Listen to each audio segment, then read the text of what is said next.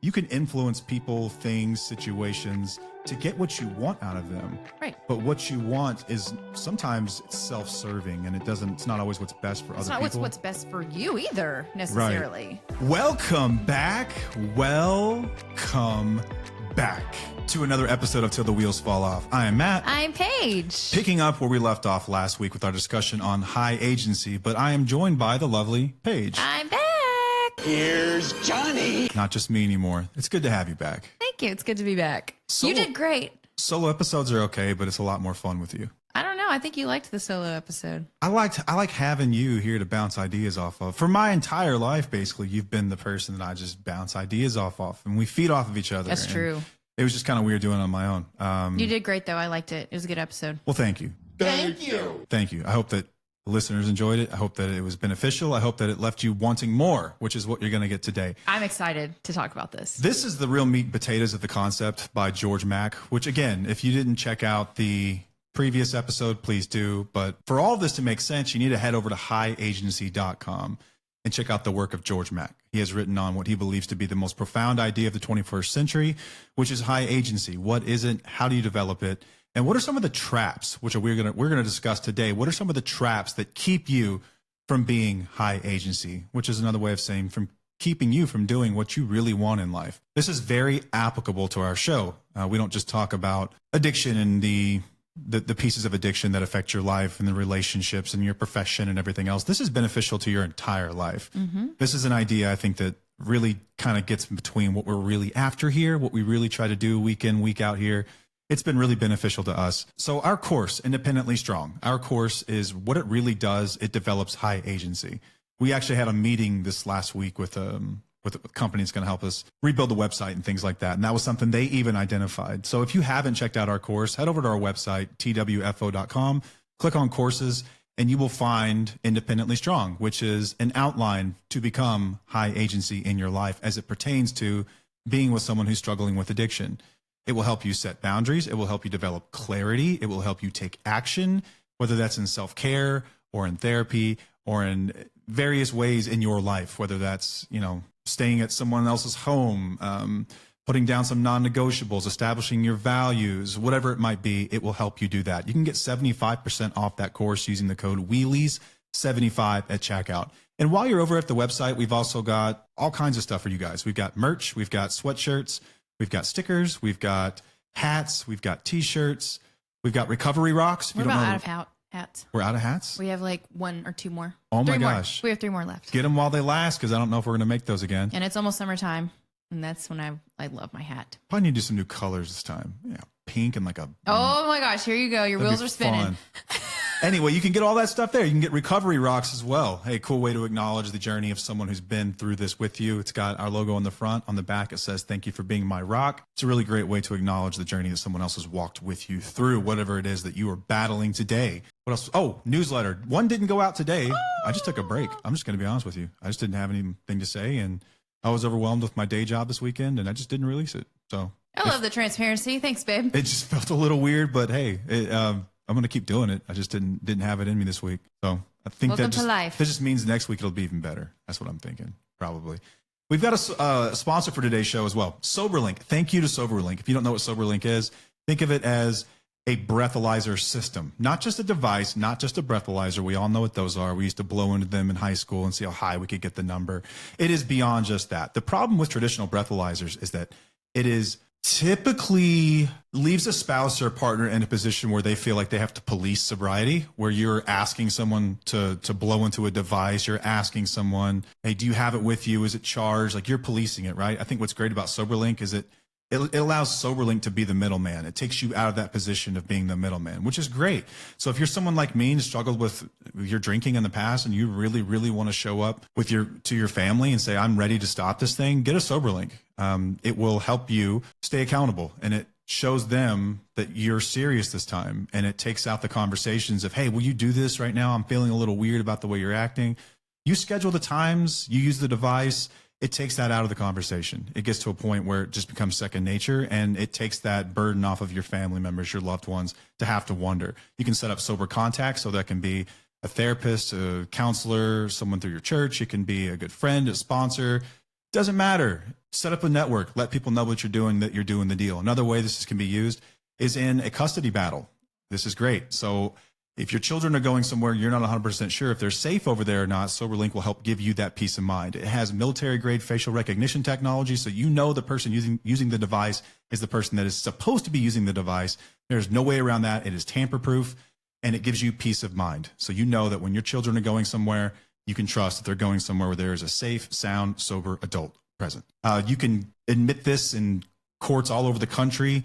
Every single state, including Canada, it is trusted by over 200,000 people and is considered the gold standard in court.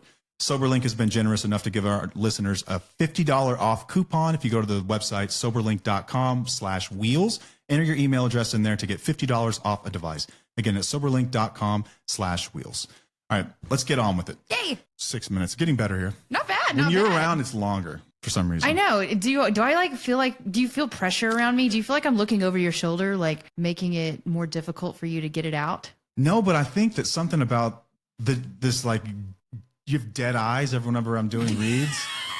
And it makes me feel like, Sorry, you're I wearing don't know. shorts. That sounded It louder. makes me feel like, yeah, you slap kind of like, Sorry, I'm sorry. makes me feel like I have to be more interesting to get your attention, I think is what it is. So you're really thinking about what I'm Well, thinking. because I'm looking into the camera And you can see me? and I can see your dead Do you eyes. think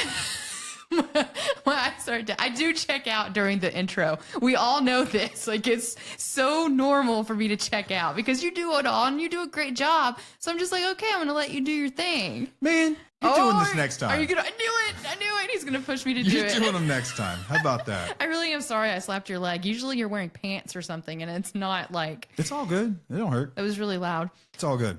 Okay, we're going to talk about the idea of high agency again, expanding on the work of George Mack. Whenever I read this essay, it was just really profound, and immediately both of our wheels started turning. Wow, how is this applicable to what we discuss week in, week out? How is this applicable to discussions around spouses, partners, people who struggle with substance use or sex addictions or anything that's taboo that's out there? How can this help people in not just business, which I think is where Mac spends most of his time in the arena of business, but what about relationships, marriages? This is really, really interesting and sort of fascinating to me that we do have more agency than we think we do. It's really, really cool.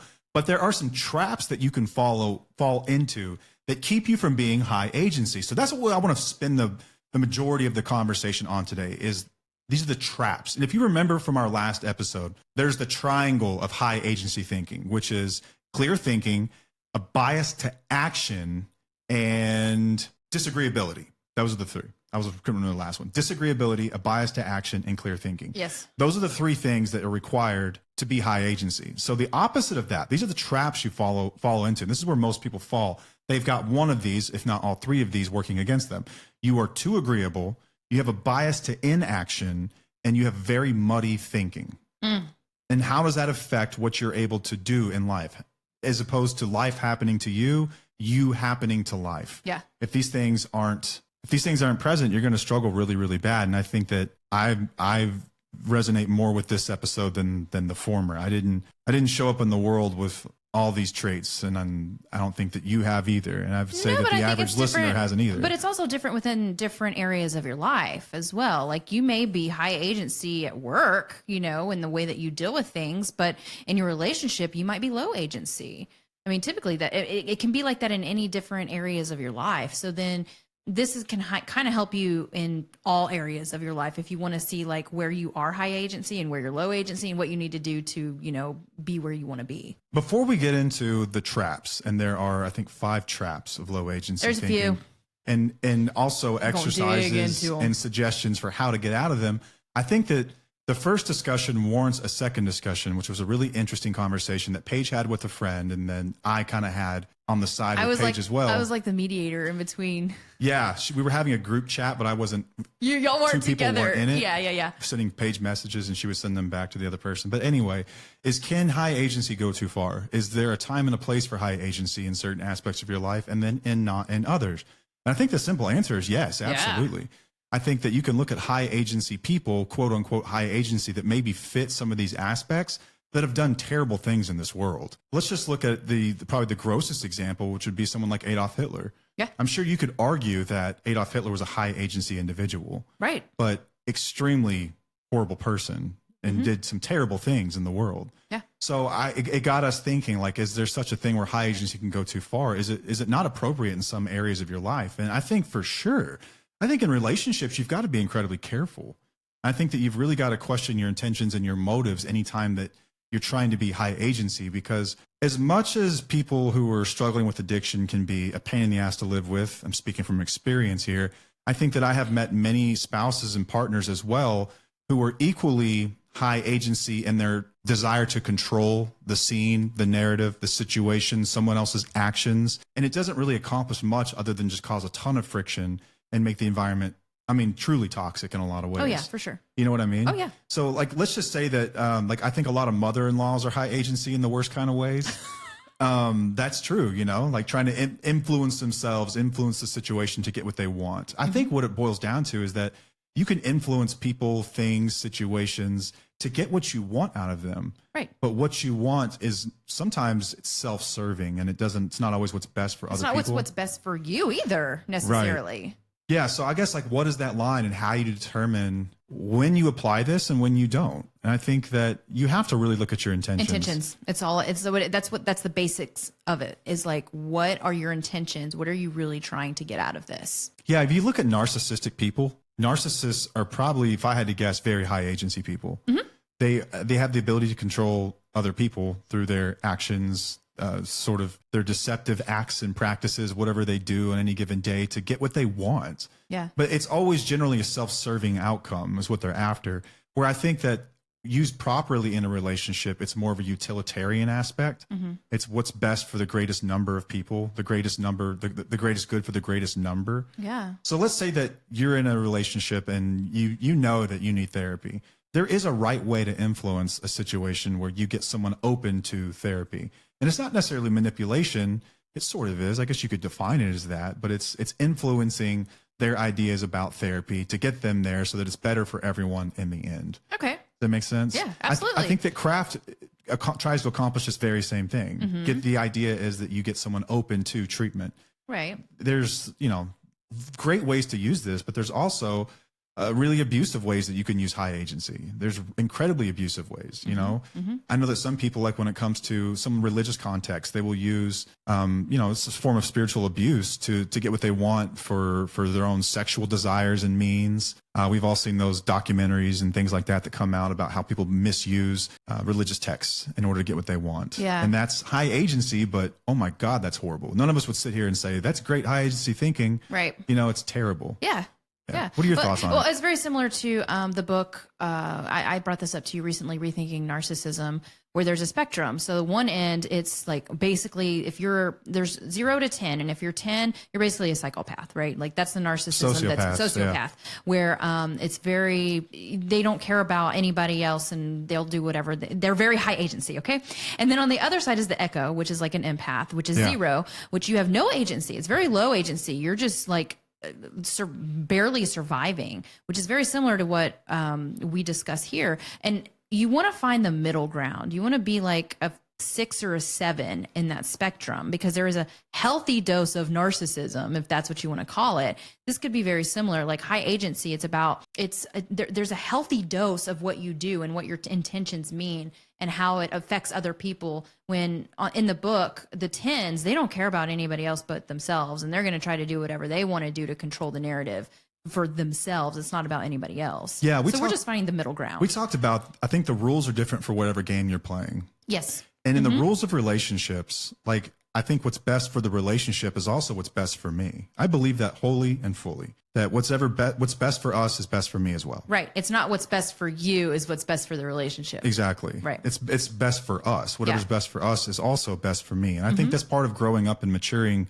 especially in a relationship where you come to understand that it's not just about me. It's not just about me, the individual. At some point, you kind of give up little pieces of you to better the relationship itself, so it can move forward, because it can be really selfish. But I think that the rules of the game there are we foster the growth of of each other and the relationship and the family and then how we parent and children and everything else. But I think that like when you look at the rules of business, different. Vastly different. Yeah, it is. Right? You can like the rules of business. Everyone knows what they sign up for. Every time there's a transaction, you know, one person is handing over a resource and giving it to another person. It's transactional. It's an exchange of resources. It's absolutely, it's what I was getting. It's transactional. And so within that, you could take advantage, quote unquote, take advantage of someone where you could say, okay, moral principles say you took advantage of them, but the rules of business say that's just how you play the game. Yeah. And I think that you can use high agency in business and get away with a lot of things that you can't get away with in a relationship. Does that make sense? Absolutely. So you have to be smart about this and use your common sense. Exactly. That's what I was going to bring it back to. I was going to tie it all back to just common sense because it really does just boil down to that. Yeah. So interesting. I think that that's something that you can sit here and chew on and think about. Oh my gosh, I feel like we could have had a totally separate conversation or a separate podcast episode just on that, on if it can go too far. Yeah, because I think anyone who listens to this is going to have that thought, like, hang on a second. Like, I would argue, like me, when I was addicted, I was extremely high agency. But who was benefiting from that? Me and me only.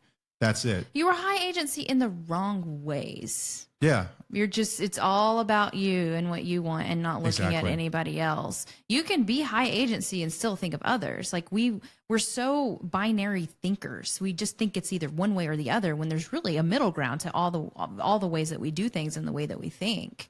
Yeah. I think that growing up and maturing is knowing when you engage in those behaviors and when you don't, and when it's appropriate to use them and when it's not. Yeah. I don't think that you just use it for everything all the time, or then you're just usually characterized as an overbearing person who's difficult to work with.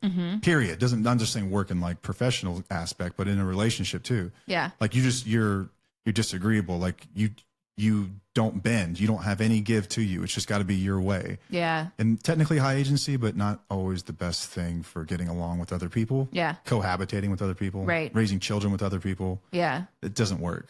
Right. And I also know that the fear of like with spouses, we do have a fear of going too far, kind of like what you were mentioning earlier, is that we do have a fear of going too far. So when we start making changes, we fear we're going to be like the addict and be completely selfish. And we're going to be that type of high agency person. But it doesn't typically go that far. Like it can possibly go that far, but you're really able to stop yourself and correct it and have accountability and figure out when you're going too far. And then you just reel it back in. Yeah. We don't give ourselves enough credit there, I don't think. I think we're too afraid to do it because we're afraid we're going to be like the other person, when we really have a lot of clarity where we can reel it back in easier. I would also, this is something that's served me well in life, is test the boundaries of everything and see when it's appropriate and when it's not. And you'll know. Yeah. You'll know when you've gone too far usually. Yeah. But sometimes it'll lie to you when you feel like you've gone too far when you really haven't gone too far. Yeah. Again, our course provides a lot of clarity on this. Yeah, it does. The best way we could explain it is in those 10 modules. So if you haven't checked it out, please do. Yep. All right, let's get into some of these traps. What are some of the things that keep people from being the highest agency version of themselves, from truly affecting life as opposed to having life affect them? What's the first one? The vague trap. The vague trap. Okay. So that's like when you feel you have this feeling of like, I don't even know what's wrong. This is where a lot of people find us too, because they're like, I feel lost. I feel confused. I don't know what to do. Where am I? I'm not the same person anymore. I'm not living by my values. Like I'm overwhelmed. Like this is where people find us. A lot of people are in the vague trap when they find us, if you think about it. Yeah. Yeah. Like where you can't even define what the problem is. No. You know something's off. You know that it's the addiction, right? Yeah. You think you know. In a way, but in a way you're like, I really don't know, because you know you can't correct the problem on your own. Yeah, your thinking is very muddy at this stage, and this can keep you from acting, because if you can't even define what the problem is, then how are we going to solve the problem? Yeah. All you know is that something is wrong, and that's basically as far as you get it.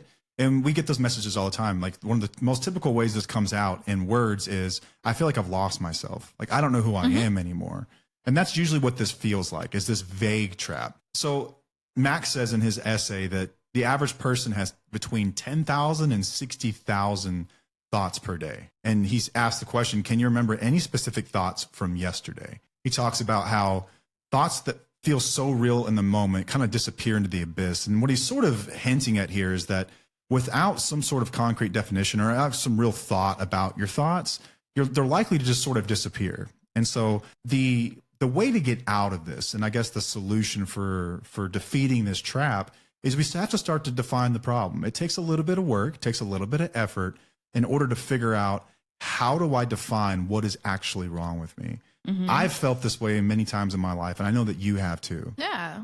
It usually feels super muddy. Like I remember at one point in my life, I was addicted. We were broke. So you have this feeling that you're not living life like you're supposed to be living it. Like I don't have a purpose in life. I feel lost. I feel like I'm a prisoner of something. Professionally, I was also sort of stalled, and that was weighing on me.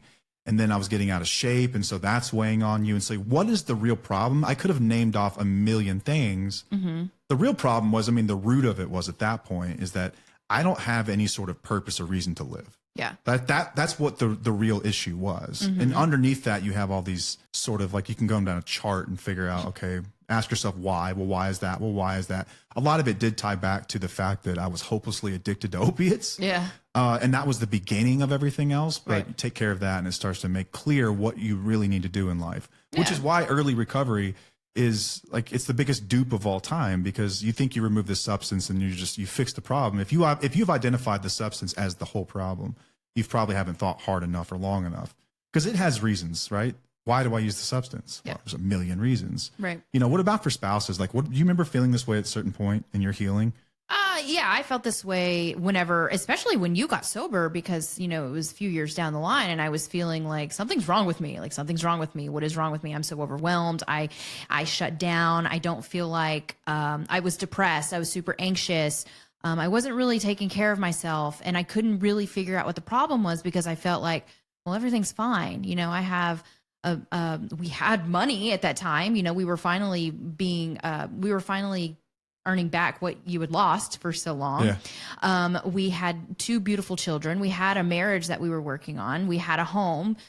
We were building on things, and I was like, something is not right here. I just felt like something was off. I felt overwhelmed, and I didn't know what it was. Yeah. Until I finally, got help and realized, oh, okay, well, that's what it was. Like I didn't deal with the shit that I dealt with years prior with you. What about since then? I know that like you've talked about taking like social media breaks. You've talked about feeling just overwhelmed in general. What does it feel like in the beginning versus how do you actually identify what the problem is? How does it feel? Yeah. Feels like you can't figure out what the hell it is. You just feel super overwhelmed, and you kind of become angry with yourself, because you're like, I can't figure out how to fix this. What is wrong? Why can't I figure this out? Why am I overwhelmed? Why do I need these social media breaks? Why do I need this stuff? Like, it just feels like you can't do anything. Yeah, feeling anxious, feeling just overworked, but at the same time you feel like you're getting nothing done. It's the strangest feeling in the world. Yes, it is. And it's sort of hard to like put a definition on what vague feels like what is vague. I think the definition is rather vague. Right. But right. yeah, you'll know it when you feel it. So to get out of it, let's go through an exercise here. Okay. Run us through it. We had like several. Which one did we settle on? Oh, there was one. It was a voice memo. A voice memo. That's a good one. Okay. That was the one that you said that you do. Here's what I've done. And so what does Max say before we go further? Let's see what the expert says. He says, define the problem in simple words outside of your head. So he talks about having an issue with a career, right? The vague question is, what career should I choose? Specific question. He says, drill down, get more specific. What does my dream week look like hour by hour? Literally think about that and how long this would take you. This would take you a little while. Oh, yeah. Hour by hour, right? Excluding sleep. How would maybe it does include sleep too. Maybe you want to have well rested as part of your dream work. But anyway, what does your dream week look like hour by hour? What does my nightmare week look like hour by hour? And what's the gap between my current week and the dream/nightmare week? I think you have to be specific about what you want. So ask specific questions. He says, write down your thoughts, draw the problem, use a whiteboard, create a spreadsheet, talk out loud to a smart person. Whatever you do, have a specific question in mind. He says, go for a walk with a specific question. So here's what I've done. Oftentimes when I drive is when I find that I have some of the clearest thinking. It's either driving or exercising. And I've done this both driving and exercising. I will have my AirPods in, and I have an iPhone. I'm sure the Androids have an equivalent, some kind of a notes app, whatever it might be. And you can dictate, you can voice, you can talk to your phone and it starts to record what you're saying. It doesn't get all the words 100% because here's what I do. I just start to dump. I just trauma dump onto my poor phone about everything that I'm feeling, everything that I'm going through, all the different problems, whatever it is. And AI is a wonderful tool. It annoys the shit out of me because I think that we've lost so much personal touch and creativity and authenticity because of AI. Yeah. But AI is also good at taking a rather complex set of data and simplifying it. Yes, then it makes sense. So Like, I you will feel have me. like pages of talking to my phone, and I will copy paste, dump it into AI, and I'll say, what is the problem? What am I really struggling with? And it has helped me narrow down problems like you wouldn't believe. Sometimes it's as simple as you need to have that difficult conversation with that person, because a lot of things will be building off of that, but I won't be able to see it in the moment because it just seems so vague. Yeah. I'm struggling with a lack of motivation, or I'm struggling with feeling less than. I'm struggling with feeling like I'm not where I should be in life, or whatever it might be. And a lot of these things can be fixed with having that conversation with that person. Just go ahead and schedule that coffee or whatever it might be. Yeah. And it solved some problems for me. I would suggest you try it. Give it a shot. I know it sounds weird, but No, give it a I shot. started doing that last week actually with some issues that I had. I was like, can you, it was after I read this essay. I was like, oh my gosh, I'm going down this freaking rabbit hole of thoughts and I could talk on this forever. And I just have so much I want to say about it. But it had me thinking of some experience that I was going through, and I put it into AI and I was like, okay, can you just help me break this down? And it was like, oh, thank you. Like, you helped me identify something that was rather vague. And like, I think that somebody outside, like outsiders, we're very big on saying like outsiders notice your situation a little bit better than you do in a way. Or even your closest insiders. Or your closest insiders, but usually you don't know much of what's going on because you're just in your head and you're trying to solve problems by yourself. It doesn't always work that way. But it just had me thinking of like looking at outsiders or even looking at chat sometimes and being like, okay, can you help me break this down? And it helps you see things a little bit more clearly. Same with like with somebody giving you some outsider advice. It's like, oh, they can see your situation a little bit more clear. But you might think it's more complex when it's really not. Yeah. Therapists can be great here. Yep. Mentors can be even better because they'll actually talk back, as opposed to a lot of therapists. Their job is to hold a mirror up. Right. Not necessarily to give you life advice. No. You know, so like the smartest person you know, find them, grab a coffee with them. But the AI trick is really easy because you can do it anywhere, anytime. Yeah, for sure. AI It's a doesn't quick sleep. little thing. Yeah. You don't need to schedule time with it. It's just there. No. But It's it's pretty freaking awesome and kind of scary how good it is extracting the relevant information to help you come to a conclusion on what your problem actually is. And then once you see the problem, the actual problem, it should be scary how easy it was to find, and also scary how easy it is in general, because it feels huge, but it's like, I just have to have that conversation, which is another way of saying, oh shit, I have to have that conversation. Yeah. You know, But you have to get it out. it has to be there. You have to You have write to it figure out or what do it is. something. Yes. Okay, the next trap that we follow into is the midwit trap. Matt's been on this is so my- much for like a month or two now. This has been my favorite meme over the last couple of months. It's amazing. If you've never seen the midwit meme, don't feel like you're missing out. It's not something you're likely to see unless you're in certain circles. Search it on like Google Images and type in midwit meme, and you will see exactly what I'm talking about. If I could describe it to anyone, so it's got We've a talked bell about it curve on it. before. We've talked about it in the episodes. I think so. Okay, it's got a bell curve little on bit. it. On one side, it's got this guy who's a simpleton. This guy looks like he's me. maybe inbred. I don't know, but he's over there with like lumps in his forehead, and he's got a very simple solution. Okay, what? See him? Yeah, I never really noticed his head. You've never noticed that? That's not a lump. I don't know what you'd call that. He's got eyes off to the side of his head. It looks like balls, babe. Oh, it does. Yeah, you're right. He's got nuts on his head. Anyway, so he's on one end. He's on one extreme of the distribution curve, and then in the middle, which is where most people are at, there's this guy, and he's got tears running down his face as he's trying to explain this complex solution for what is a rather simple problem. Okay, Holding on for dear life. That's where most people fall. We try to understand to death a problem, and we think that more understanding is going to equal a better solution. And then there's on the other end of the IQ distribution curve, which is the high IQ guy has the very same solution as the low IQ guy. This is, I think, an illustration for me of like Occam's razor, which is the simplest solution tends to be the correct one, which is your first thought is usually the correct one, but then we think that the problem is more complex than that, because how could we, these simple idiots, figure out something so complex that no one else has figured out? And so you go off and research and try to figure out all this crap. I think that A lot of the times addiction is, this happens to addiction, right? Oh, 100%. I think that what Max says is that you don't want to necessarily be the guy on the right. You don't want to be the highest IQ person in the room. In fact, you should try to be the guy on the left, the low IQ guy. What you really don't want to be is the guy in the middle. Is that there's inaction there. big time? It's all about inaction. Yeah. But you think that you need to learn more before you do anything. And all that does is keep you idle for way too long.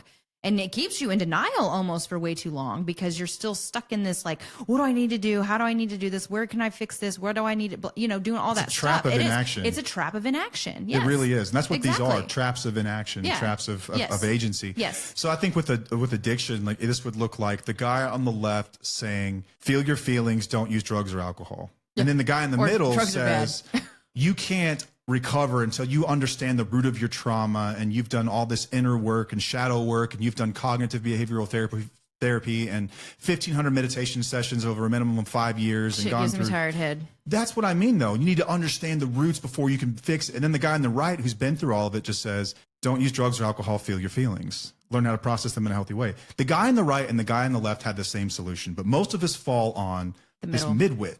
Yeah. You don't want to be the midwit. You don't want to be the guy in the middle. So the guy on the left isn't smart enough to overcomplicate simple things. The guy on the right is smart enough to reduce the complexity and focus on simple actions. But the midwit in the middle lives in the danger zone and mistakes simplicity for stupidity. I think this is sort of the process of how we learn. Like if you are an expert at something, this is kind of what happens. Like you're very naive in the beginning or you feel like you are, but in fact, you're generally just right. And then you learn how complicated things are and you try to overcomplicate it. But then when you've been doing it for 20 years, you arrive right back where you started. Oh, man, I felt that Yeah, right? within what we do. Yeah. Right? Oh, yeah. Do you feel that too? Yes. Yes. So the midwit trap can be something that we can fall into. And I have found myself in here more times than I can count.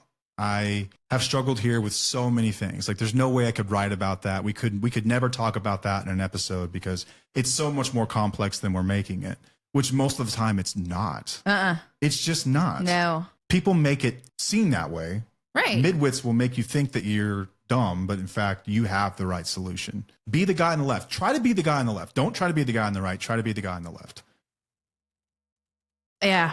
Sorry, I'm just really thinking I know. about I want this. your thoughts out the microphone, though. I know. You're like, can you have your thoughts out loud right Please, now? But have I'm just them. like, really, I'm just spinning on this. It's just, I can find myself in between this and just with my own personal experience with what we do, because we get a lot of, we get a lot of negative feedback, like online, like with with people who basically think that we don't know what we're talking about. But then I always go back to my basics and my common sense of like, no, I'm not. Like, you're trying to pull me into a direction that I've already been in and I don't agree with it. So I still need to go back to my basics. Like, what do I really believe? Like, it's no difference than the behaviors over substance, right? Like, I've always talked about behaviors, because to me that was just common sense. But then there are people who will throw out like substances, this and alcoholic that and da da da. And I'm Throw just like, studies at you, and throw all kinds of studies stuff. and all these things. And I'm just like, you're overcomplicating something that I've been trying to simplify since we started this. Midwits.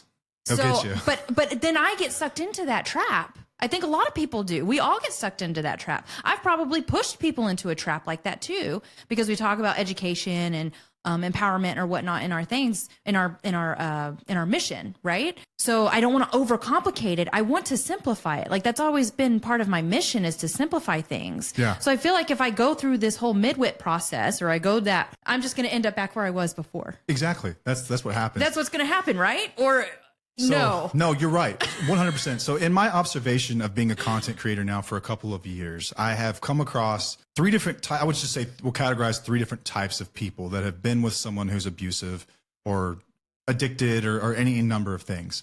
We have some people that at the first sign that someone is abusing them or not treating them right, they got out. They're like, I never let someone treat me with that kind of disrespect. I Right. left. okay. Then you have people on the far right that are like, this is the people who have gone through the midwit phase and everything else that say, listen, after years and years and years of researching and going through therapy and trying different methods, I've arrived at the point where you should never let someone treat you with disrespect or abuse you. But then you have the vast majority of people, which are the midwits, that will tell you how cruel of you. You need to understand someone's trauma And if you don't understand their trauma, then you have no, like, how could you possibly hold that against them? They're excusing abuse and for essentially, someone that has a difficult time in life, whatever it might be. They'll throw all kinds of stuff. They have attachment style issues. They have trauma. They have, childhood wounds. They have all kinds of shit that have gone on, and they researched to death this midwit area of expertise, which is trying to understand, which is really just a coping mechanism of trying to control. But the people on the right and the people on the left have one thing in common, which is that if someone's abusing you, you shouldn't be around it. Yeah. And for some people, it takes a lot to get there. Yeah. But I envy the guy on the left that's like, common sense dictates that you don't let people treat you that way. And it's that simple. And what people in the middle don't understand is that it is quite that simple. Yeah.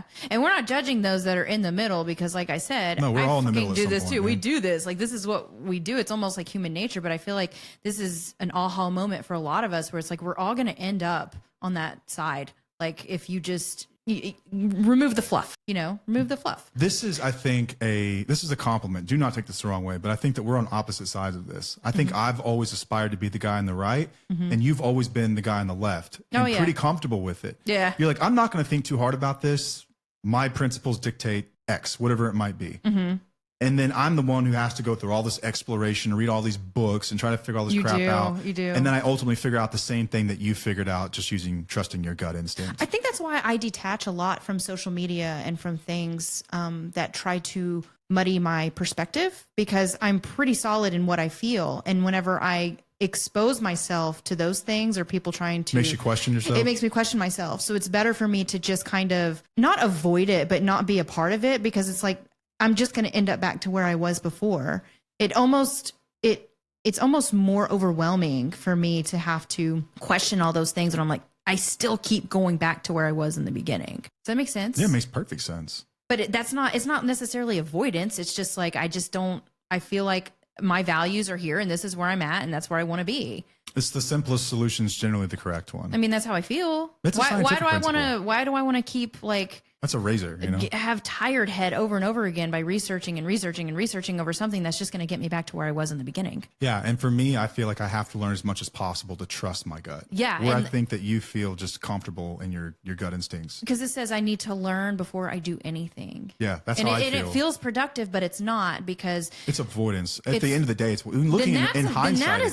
Then that is avoidance. Not what I'm doing is avoidance. What I do. What you do is avoidance in that. I feel like I need to be an expert before I can have an opinion. And you're just like, no, it just doesn't make sense to me. Just do that. Right. And it doesn't mean that I'm like 100% confident in it. It still affects me. Like whenever I hear things or read things that go against what I believe in, and it's like, oh, but then I still always go back to where I was. Yeah, by trusting my gut. Like I saw a funny one on weight loss, and like the guy on the left is like, just use more calories than you take in. And then the guy in the middle is like, no, you need to understand if you're a mesomorph or if you're an ectomorph, and if you need to figure out your metabolic windows and understand how PCOS is affecting you and understand how your genetics play a role in your weight loss. And then the guy on the right's ultimately like, no, like. It's the calorie intake. You just need to like use more calories than you take in, and you'll lose weight. You did that. I went a lot. Through all you of did this. Because you did the paleo, you did macros, you did. I think I've only done 2 programs. I've done like probably 5 or 6. You did a lot, but then it just kind of like I've done vegan. I've done like the protein fruit thing. I've done like my thing is just not like keeping consistent with it. Like I know what it needs to be done. I know it's not a problem within me. It's just my mental thing. If I'm trying to lose weight, at the end of the day, I need to use more calories than I've taken in. Yeah. It's 100 times out of 100. That's science. Some things make it more difficult, but that's the recipe. That's the law of thermodynamics. And nothing that you learn about in the middle is going to do anything except for delay what you ultimately know, which is that I just need to eat less and exercise more. Right. That's it, man. But people will overcomplicate this. And in comment sections, you can think that you're crazy and there's something you don't know because someone has mentioned That's where I get, the midwit trap can be a tricky one because none of us, like most people anyway, I should say, I'll just speak for myself here. I'm just going to speak for me. I don't feel like I know enough to have opinions on things. And so I feel like I need to research everything. If I'm going to be on a platform that people actually happen to listen to, I need to come prepared and I need to know what I'm talking about. But it's also best if you do it based on experience. And if you misspeak, that you can always come back and say, I probably didn't speak appropriately here. Yeah, I'm always open to having my mind changed and to admitting where I've been wrong. Don't get me wrong about that. Like, yeah. I'm not scared to change my opinion. I just I feel like I need to research, but I also kind of like learning too. It's interesting. It is interesting to learn, and I like to learn too, and I like to read, and I like to do all those things. But it's funny how we are on the total different spectrum, but we have the same. Okay, so back to the midwit inversion trap solution. So the midwit trap is what we've just discussed. It's thinking that more knowledge is going to fix your problem when in fact it's usually the simple action that fixes your problem. So let's give an example. So here's what Max says. He says, what would the guy on the left do? Ask yourself that. If I was a simpleton and I had to get advice from myself, what would the guy on the left do? What would the guy with a 10 IQ do? Right? So he says, let's example. I want to become a better writer. So he says the midwit will start learning about writers' coffee drinking routines and researching the perfect keyboard to enhance their word count. Instead, you should ask yourself, how would you guarantee that you'll become a worse writer? How would you guarantee? So if you want to be a better writer, okay, that's the goal. Ask yourself the second question, how would I guarantee that I become a worse writer? You would not write at all. Mm-hmm. You would write inconsistently, and you would write about topics or subjects that you hate. That would guarantee that you're a worse writer, right? Yeah. So invert it. You would write consistently, and you would write about topics that excite you. Yeah. That guarantees that you're the guy on the right and the left simultaneously. Yeah. And you don't need to be the guy in the middle. That stuff will come to you over time. Just break it down in its simplest form. Yeah. I think this is why, like, when I think about our program, it's structured, like it's organized, but it isn't like full on in the middle, the midwit type thing. We're giving you a whole bunch of stuff. It's more of like helping you trust your gut and We're trying to make you the guy on the left. Yes, exactly. It's learning how to communicate, trust your gut, and not trying to figure out all of these things that are going on within your life to make it different when you just need to be the guy on the left. Yeah. The example that he uses on highagency.com is hilarious. It's about like how to develop a good product. The guy on the left says, make something that people want. The midwit in the middle says, let's combine the MBA with 5-year stints in consulting and the whole TED Talk business library. The business idea I'll end up with will be unstoppable. The guy on the right also just says, create something that people want. It's that effing simple. The guy on the left isn't smart enough to overcomplicate simple actions. The guy on the right is smart enough to reduce complexity and focus on the simple actions. The midwit in the middle lives in the danger zone and often mistakes simplicity for stupidity. The less intelligent guy on the left has more agency than the midwit because he didn't have the cognitive horsepower to bullshit himself. How many of us get in trouble? That's what I'm trying to say. How many I don't of want us, to bullshit myself. That's why I don't go that route. How many of us have found ourselves with this horrible ability to bullshit ourselves? All of us. And second guess what we already know. And then look back in your past anytime this has ever come up. Years later, what did you ultimately decide on? The very thing you started with, but you were too smart and you decided to bullshit yourself. Yep. Because you have too much cognitive horsepower. There's too much information. Too much. There's way too much. So inversion's a really, really good one. It's a really great way to kind of, I guess, that's a good exercise. Bring things to simplify it. Yes. Simplify. Yes. So let's just say, like, in the context of having someone in your life who's struggling with addiction, they show no interest, knock my mic over, no interest in changing or going to therapy or working on this. They don't see it as a problem. Let's just say that you have this problem. The problem is I want to support my partner in the right way. That's what I want to do. That's my goal. The midwit trap, here's what the midwit would do. He would get 5 books on codependency. He would bookmark 15 different TED Talks on empathy and trauma. He would start an attachment theory deep dive and ask 17 different Facebook groups on how to lovingly detach. Here's the inversion trick on that. How would I support them in the worst way possible? Okay, what's the worst way I could support someone? Never set boundaries. Scream, yell, berate someone. You would never set boundaries. You would walk on eggshells. You would abandon your values just to keep the peace, just to make sure that they're happy and shit doesn't get too hard for them.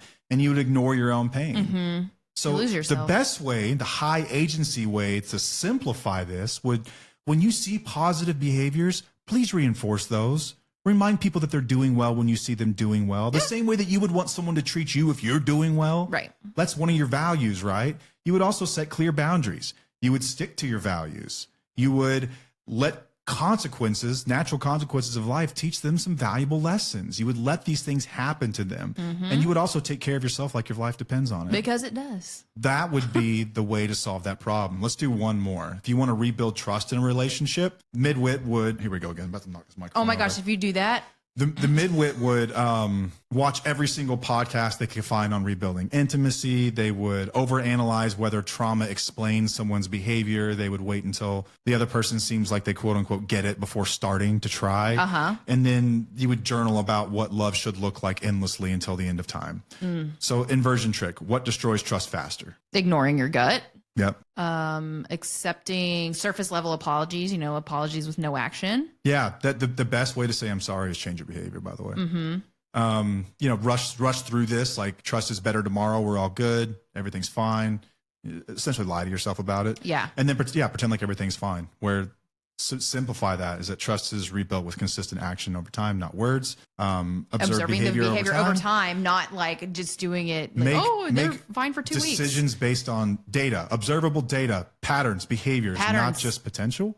We're picking up on patterns. We're humans. We're supposed to be doing that. Yeah, and don't rush a connection that hasn't been earned with safety. Yeah. I think that when you look at rebuilding trust, that's how you do it. That's solve that problem. Just ask yourself the question, how would I fail at this miserably, and then do the opposite. These are things that your gut tells you to do, but whenever you overread or you analyze things, they're going to question your gut. And then you're going to end up just stuck there forever because you're not trusting your gut. These are things that literally tell you how you should forgive somebody or how you get through it. That's what your gut tells you to do. I think the most common one that we see is, should I stay or should I go? Yeah.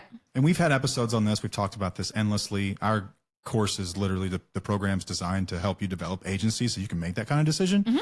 But let's just apply that question to this midwit trap and see what comes out. Okay. How do I, what was it? Wait, where did it go? Should I stay or should I go? Yeah, I want to clarify on whether I should stay or go. Yeah. How do I know the difference? So here's what midwit will do, right? They will ask, well, what if they get better in 6 months? What if they figure it out next year? What if they figure it out right when I leave? You'll reanalyze the last 10 years of your relationship. You will hire 3 different therapists and then compare their different insights, get every book that applies on codependency and everything else. You'll wait for the perfect time so that no one gets hurt, and it's going to be super easy, which by the way, doesn't exist, by the way. No. So how can you ensure, so ask yourself, okay, so how do I guarantee that I stay stuck forever and miserable? You would delay all decisions, period. You would keep 1 foot in, 1 foot out, which is just misery, by the way. Yeah, it is. You would let fear run the show, and you would avoid the truth staring you right in the face. So high agency simplicity looks like decide based on who they are right now, not who they could become. I think this is like the gambler's paradox in a lot of ways. Absolutely. Should I stay or should I go? Yeah. When people ask, well, what if they get better in 6 months? I'm like, well, what would you say to the guy at the slot machine who spent $5,000 you didn't have, who's like, well, what if I hit it on the next one? What does the pattern say? You're not winning. It's time to walk away. Yeah. That's kind of the way it works. That's simple. It breaks people's hearts. It sounds cruel. It sounds mean, but it's just the fucking truth. Yeah. I know that sounds horrible, but what would you tell someone sitting in a slot machine? I understand love's a little different slot machine, but the pattern should tell you something. People are like, well, every once in a while these things do hit a jackpot. Yeah, but not usually. Most people just end up broken and sitting in like Gamblers Anonymous meetings and divorced over this stuff. But even if they do get better, good for them. You're done. Then that's okay. Yeah. You should be okay with that. Yeah. Be okay with walking away while you're ahead. Ahead looks different for everyone, but okay with walking away while you're ahead. So yeah, high agency simplicity looks like decide based on who they are right now. Can I live with this forever? Yeah. Not who they could become necessarily. Ask yourself, would I want my child in this relationship? I've used that a lot. If your best friend sent you this message, or if your daughter asked you this question, how would you reply to them? Or your son asked, what would you do if you were me, mom or dad? And how do you reply to that? It's probably different than the answer you try to give yourself. Treat yourself, like Peterson says, treat yourself like you're someone that you're responsible for caring for. It's that simple. So choose action over analysis. Action over analysis. We know what analysis does. Yeah. We can learn as much as we can. We just end up being midwits. Action is generally the way you want to go. Yep. And make peace with imperfect options as well. I think that's a huge piece of it. Yeah. That is simplicity. It's make peace with the fact that could happen. You're right. You could walk away right before you hit a jackpot. That is possible. But you have to be okay with that. You have to be okay with that. Yeah, but I mean, even if they get better in 6 months, this is going to take years and years and years to actually get better. So I know. I'm just saying in general. And when people think of that, like, oh, what if they get sober once I leave? It's like, there's still so much work that has to be done, and you don't have to deal with that. You can be okay being away from that. Yeah. And in the case of like, I don't know, like I think about like Steve and Christine on an episode we did a long time ago called Leaving Him Saved Our Marriage and His Life. Mm-hmm. It was in her doing that actually saved Steve's life. And I know that that's not everyone's story. I know that some people do that and it never gets better. Okay. Do you want a front row seat or you want to read about it in the newspaper? Right. We've talked about that too. Right. The guy on the left would say, do these things, right? Simplify it. Just simplify it. Don't overcomplicate it. The more you overcomplicate it, the more you're going to muddy your decisions and generally just stick around for way too long. Way too long. All right, the next one is the attachment trap. This is very similar to what we were just talking about. Like, what if they finally get it? Mm-hmm. You're emotionally tied to the fantasy version of your partner and the relationship or the future. Even when facts are going to contradict that, like you see the patterns and you notice and you recognize, you could have asked me to turn that off. I'm sitting right next to it. I'm like, why did you get up? Then go. He went to turn off the heater. Oh my God, that's the third time you've done that. Anyway, so the attachment trap, it's you replay these good memories and you justify staying based on the past good things instead of looking at the entire thing. That's kind of being in denial. Yeah. So there's what's called first principles thinking versus last principles thinking. Your mind. So in last principles thinking, your mind has assumptions about reality and they treats those assumptions as unquestionable facts. And then starts to look for evidence to support that without once questioning the assumptions themselves. So he gives this example about what a last principles thinker would be. And it's someone that has a feeling like they can't ever say, I don't know. Like they feel like they have to know everything. They just know. They just have to have the answers to everything. It's like people, these people, like you can't teach them anything. Yeah. Like they will not change their mind about certain things. Like this is it. This is who I am. We find these to be TikTok commenters generally, most of the time. Or people that say it's always been that way. This is a really common one in business. Like, wait a second, why are we doing this? Well, we've always done it that way. Okay, you're assuming that what you're doing is the right thing to do, when in fact, if we really look at this, it's not. It might have been the right thing to do back in the day, but it doesn't In mean that it's the right thing great. to do now. You have to evolve. Not 2025. That's evolving. Yeah, people who think that they have everything figured out, essentially, Yes, once again, they have based all the on the answers. assumption that they've already done this work to get them there. They straw man the other side of the argument, which is another way of saying, I'm going to pick out this one little piece of whatever argument you make. I'm going to fixate on that and focus on that and just tear that apart rather than objectionably looking at it and try to steel man the argument, which is the opposite of saying, how could you be correct in that? Ooh, I've done that before. Straw man arguments? Yeah. Oh, yeah, man. This is like online. If you ever look at an online argument, especially when it comes to politics, that's all it is. It's just people straw manning. Oh, yeah, that's true. They're not trying to learn or understand. It's just straw manning perspectives, whatever it might be. People who have last principles thinking generally look for evidence to support their line of thinking as opposed to evidence that would be contrary to it. Okay. And they already have conclusions. Like they've already got conclusions about things. So you're attached to these ideas and these assumptions and these conclusions because you're comfortable with them, not necessarily because they're correct, but because you're comfortable with them. Where a first principles thinker enjoys saying that I don't know. They understand and they are okay with the fact that they don't have everything figured out. They start with fundamental truths and build from that. They try to steel man the other side of the argument to look at where they can poke holes in their side because it helps them come to better realities about things. You're really good at this. At the first principles thinking? Yes. There's a book that I read that really changed my perspective on this. I don't have it in front of me right now. When did you read First it? Principles. It's on my nightstand, that red one. Yeah, but you've done this for a long time. Like I feel like this is part of like ingrained In my you. DNA. Yes.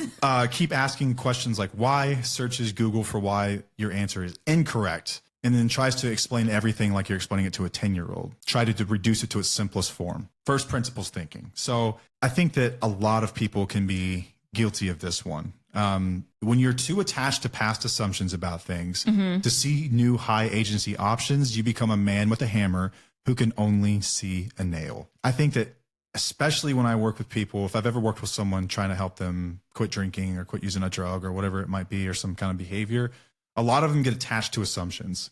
that I can't be happy without drinking. Right. Or I'll never have fun again. I'll never have fun again. I'll never have good vacations will sex again. suck. Yeah, vacations for the rest of my life will suck. You're making a lot of assumptions, but and you're very much attached to those assumptions. So you'll never be able to see a high agency option for how else you could have fun or how else you could find fulfillment because you're so attached to the outcome.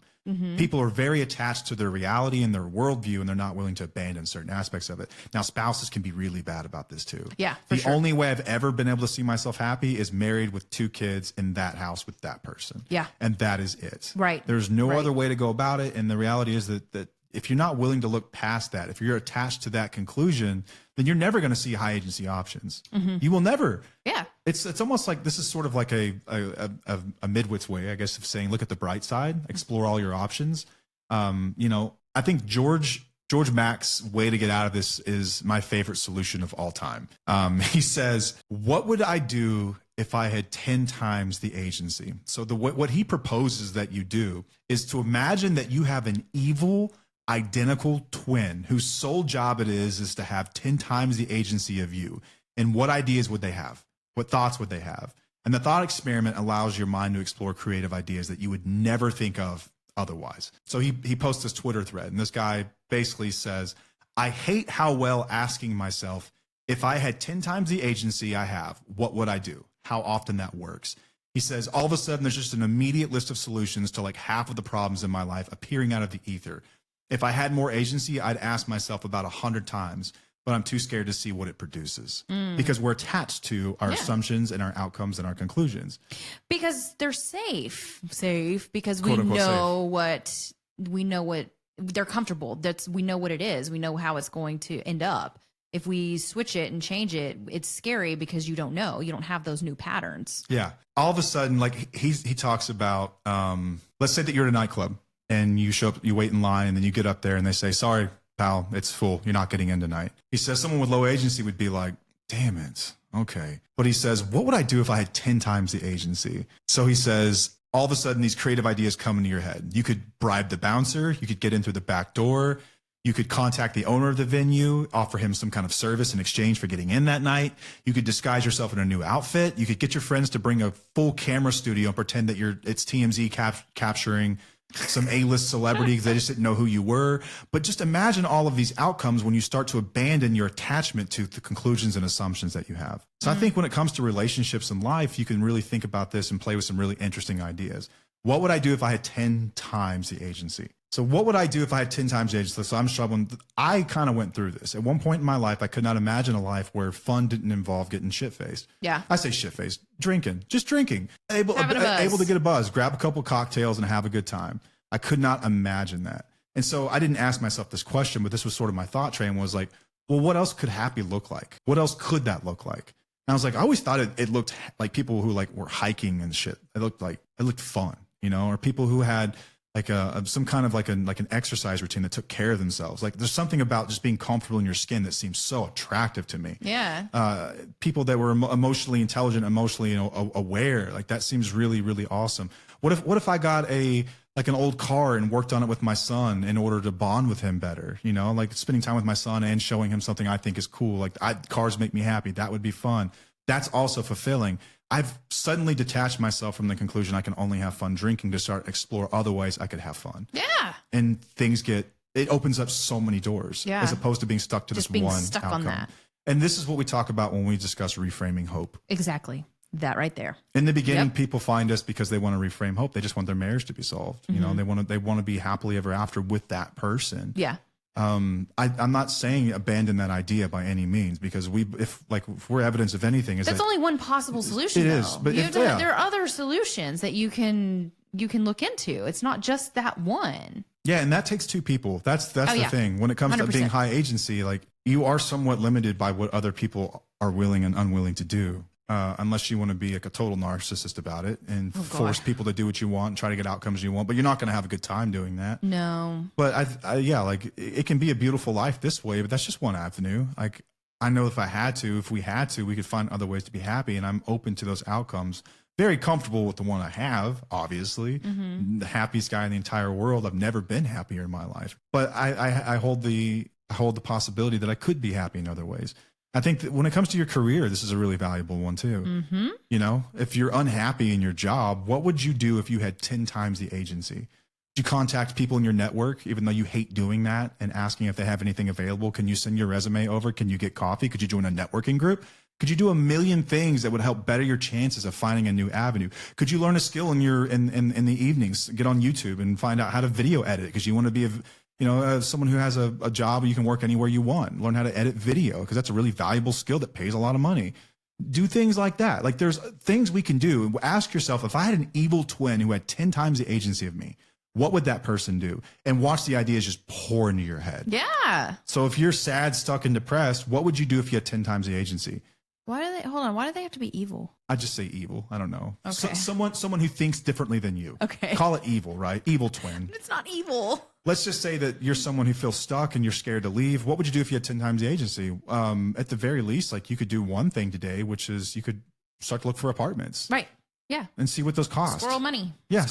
Squirrel. You could start to make things on Etsy. I don't know if you knit. I don't know what you do, right? Yeah. Whatever. Right. Squirrel Connect away with some others cash. who have been through this, and they may have some guidance for you as well. Yeah, like we talked to, and the episode will never come out, but we had this amazing conversation with somebody a while ago. And this is a person that rebuilt their life. I mean, completely rebuilt their life, who was in a marriage and everything else. And like, I think they both had jobs. I don't remember. But either way, this person started to squirrel away money by doing all sorts of little side gigs and stuff, and got to the point where they were able to walk financially independent. That's one of the most common questions we get. Well, what do you do if you're stuck? I know what their advice would be. Their advice would be do whatever you have to do. And this is one of the most high agency people I know. Yeah. Do whatever you have to do. I mean, if you have to go on, Temu and buy wholesale crap and resell it at trade shows, do that. Whatever you have to do to get by, like this person was unwilling to accept their current situation and they rebuilt. Well, I'll find a way to get something about that story out or a similar story. Yeah. Because I think that's the definition of high agency right there. Right. Was that like when it comes to finances, people are like, well, I'm stuck. I'm a single mom. I'm reliant on his income. What would you do if you had 10 times the agency? What would that person do? Yeah. I don't know. Sell feet pics. I don't know. I was right? going to bring that up and you didn't. You did not. I don't know what you need to do. But But seriously. what would that person do if they had 10 times the agency? I always think of things like that. There's never just one set solution. Like I'm always trying to figure out all different ways that I would have to solve a problem. And that's what I would do is things like that. I think everybody needs to have that mentality in order to become high agency. Yeah. Yeah. So I love that thought exercise. That is like my favorite thing that I've learned here in the last month is what would I do right now if I had 10 times the agency? Mm-hmm. And then what sucks about doing that though, is that you're not going to like anything that comes back. The solutions that come back are going to scare you and you're not going to want to do it because the solutions that come back will scare you. But that's the best possible advice you could be given in that situation. So honestly, like on his example of going to a nightclub and thinking of all different ways to get in, I'm not thinking that hard. I'm going to go home. I'm not high agency when it comes to that shit. Well, let's just say that you're a 22-year-old college student and this is like that's what you do, right? I guess. How would you I get didn't in? do that. So for me personally, that's not a great example for me. Pick any problem in your life. No, I know that. You know? Yeah. But I'm very, you know how we're very, in different parts of our lives, we don't push things. We do go with the flow on certain things within, like, let's say we're doing something within our home.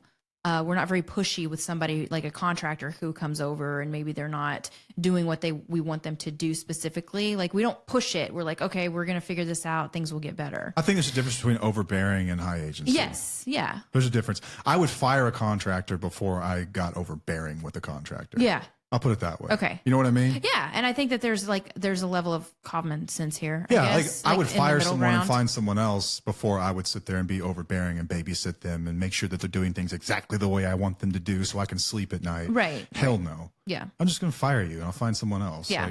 Like, at work, this has benefited me immensely. Oh yeah. It You're just gives great you at that. clarity. Yeah. Like I'm not going to sit here and go through this crap. Just Yeah. But there are a lot of things just like within that we don't give the energy to to where it's like, we're just going to go with the flow here. We're going to just figure this out. It'll be fine that way. Yeah. Back to the preface of all this discussion is like, this is appropriate in a lot of ways. Not always appropriate. Yeah. You know, there's that gray area. Yeah. Yeah. Let's say that you're not part of someone's life anymore. Like, don't ask yourself, if I had 10 times the agency, how could I force this person to allow me over to, like, you know, be part of their life again. Right. Bro, yeah. chill. Okay. Yeah. Like, we're not talking about things like move that. on from that. Yeah. Yeah. High agency. That's manipulative. Like, stalkers are high agency. Okay. Yeah. Like, chill. Yeah. Like, there's a right and a wrong way to apply Again, this it's stuff. about intentions. It's about that. Yeah. There's a right and a wrong way to it. Yeah. Stalkers might be the highest agency people of all time.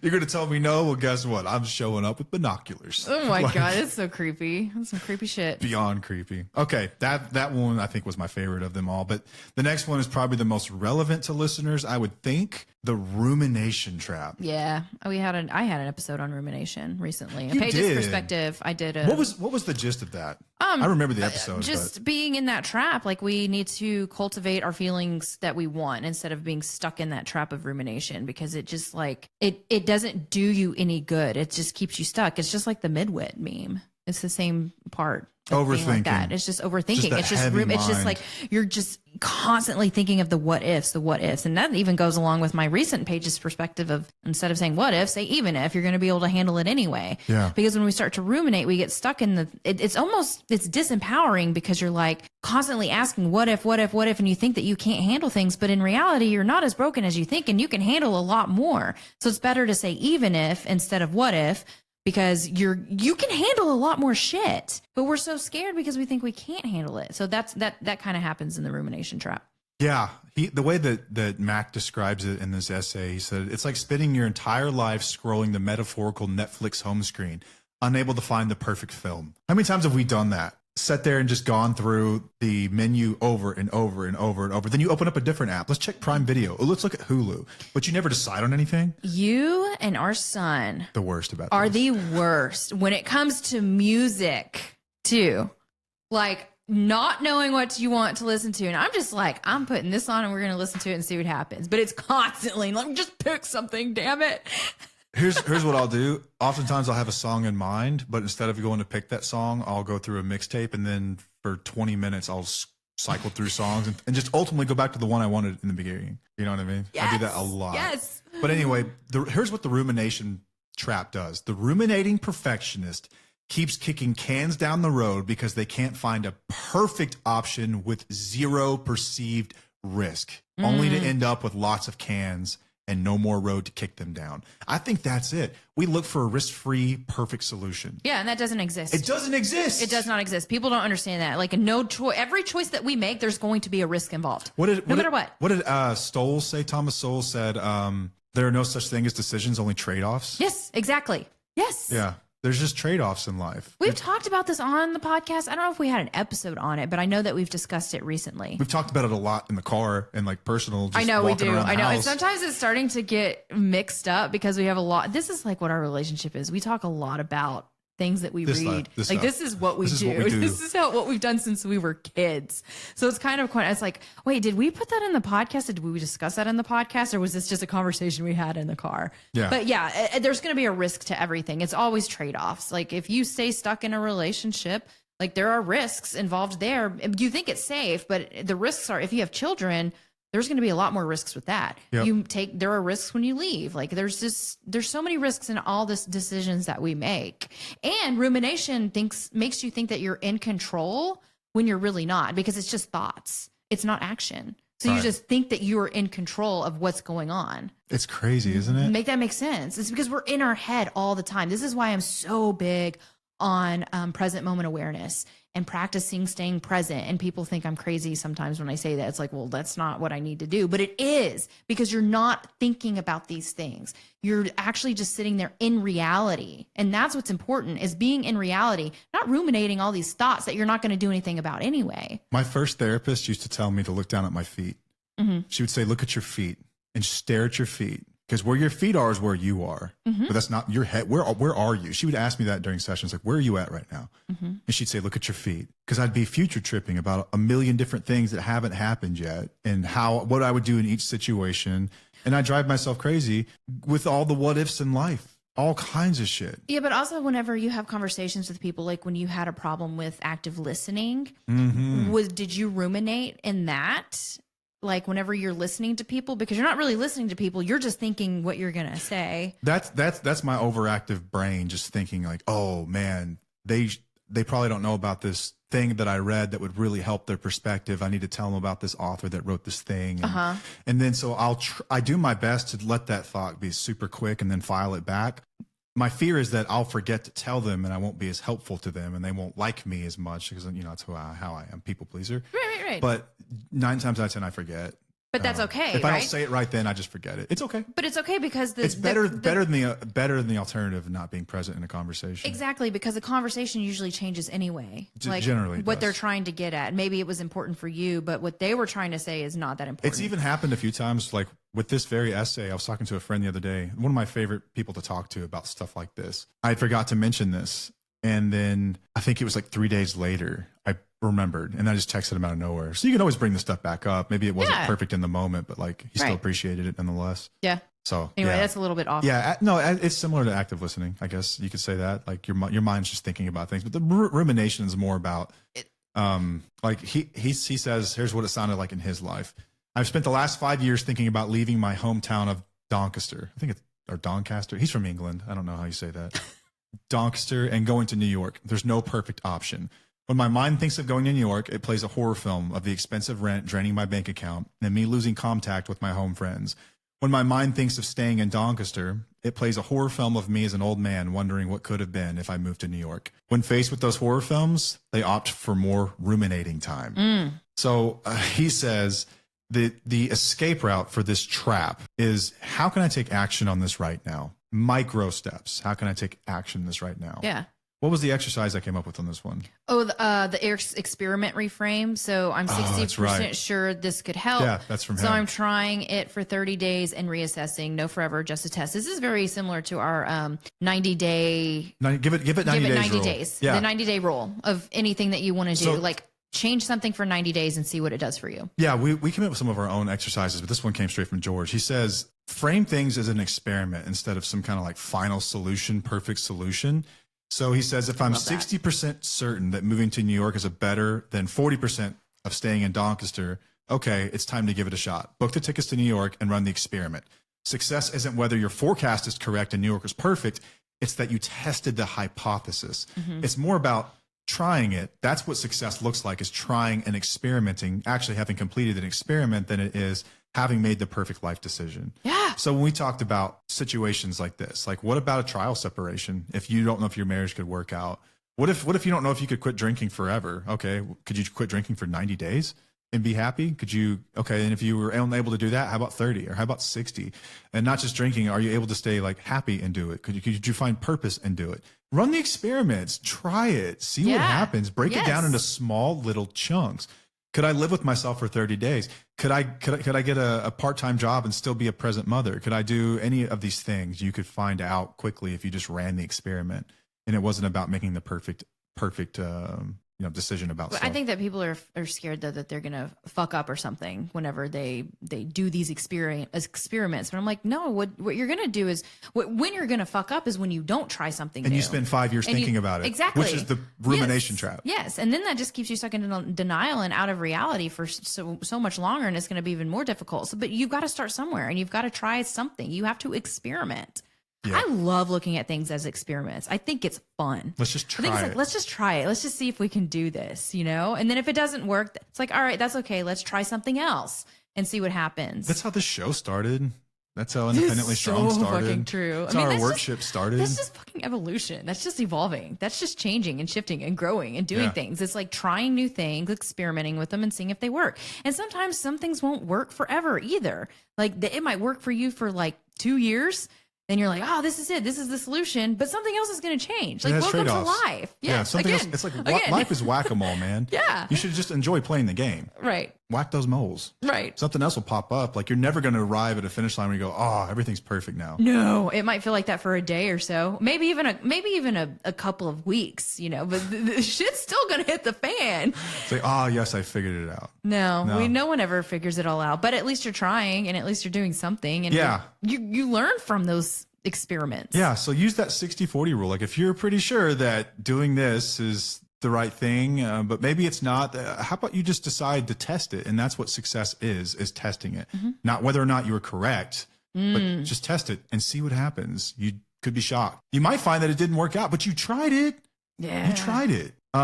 Is this the one that had the Hormozy quote? No, it's not, Nope. is it? Nope, It's we're not there further yet. down. Yep. It goes in hand with that, though. I think it makes for better stories whenever you experiment. I just simply do. Oh, I do too. I was talking do to this too. old man at jury duty one time. Guy was probably like, I don't even know why he was there. Retired and probably just wanted Yes, to so do he's like something. 70-something years old, but he was telling me about all these adventures he'd been on in life. And I was like, God, this guy has lived. He has lived. That's the thing is that no you've doubt lived. a high agency guy. And they weren't perfect. I'm sure he made a bunch of boo-boos along the way. I'm sure. You know? I'm sure. But you'll never know unless you try. Yep. Okay. Next one. The overwhelm trap. God, does this sound familiar? The overwhelm trap is, Story of my life. as Mac puts it, paralyzes agency. The task is so daunting that you don't even know where to begin. So you drown in the sheer potential number of actions ahead of you. He talks about, like, if you wanted to learn quantum mechanics, where would you even begin, right? What if you wanted to become a black belt in jujitsu? Where do you even start with that? What about building an airplane? Like, how do I even, if I wanted to build an airplane, like, where would you even begin? There's so much you don't understand, right? The physics of it, the training, the like, where do you go to learn this stuff? What books do I read? What podcasts do I? It's just so much that most of us end up doing nothing. Right. So Yeah, when you've it's got just this overwhelming. mountain of problems, like in a relationship of some kind, like, you know, like drinking is a lot of times the tip of the iceberg. Underneath that, you've got a whole host of other issues. I know, like, within my life, this kept me from doing something about it for a long time. So I was like, it sounds so big. How about fuck it? I'll just have a drink instead. That sounds way easier than dealing with all easier. that bullshit. I'm not messing with that. It's just easier to get high, man. Just feel chill now. No, what problems, you know? They just kind of go away. Well, think about like whenever people, I think a lot of people who have to clean their houses and stuff. Oh, well, hell yeah. The overwhelm trap where you're like, there's just too much shit. I don't even know where to start. Like, I've got laundry, I've got dishes, I've got dirty floors, I've got piles of shit and boxes everywhere, and I just don't even know where to start. And you get trapped in that overwhelming because you're like, you know what? I'm just going to do something else and maybe it'll go away.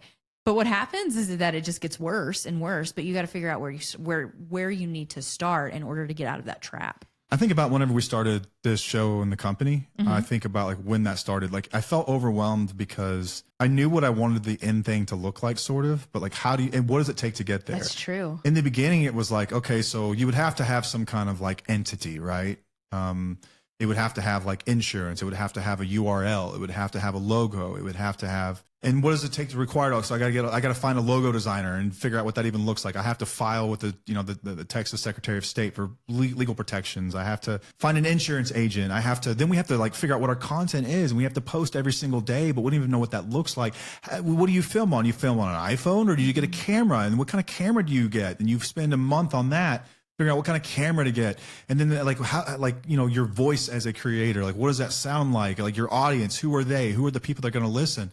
This is why most people don't do it, because those are all the questions that you're up against in the beginning. Yeah. But you have to with a business, start with somewhere. a life decision, whatever it might be, it's a version of that. And it is overwhelming, which is why so few people do it. Yeah. But how do the people that have done it do it? They start with one simple step. Yeah, so he likens it. He says that video game designers know more about human psychology than anybody. And I agree with this. I've heard about video game designers talk about how they get people hooked on video games and why they're so addicting. They know more about the psychology of the human mind than I would say 90% of psychologists about what gets people hooked, and like people, same with like algorithms and stuff like that. They use it to their advantage, 100%. Damn. If they told you about this game that you're playing and showed you like what you had to accomplish, you'd freak out.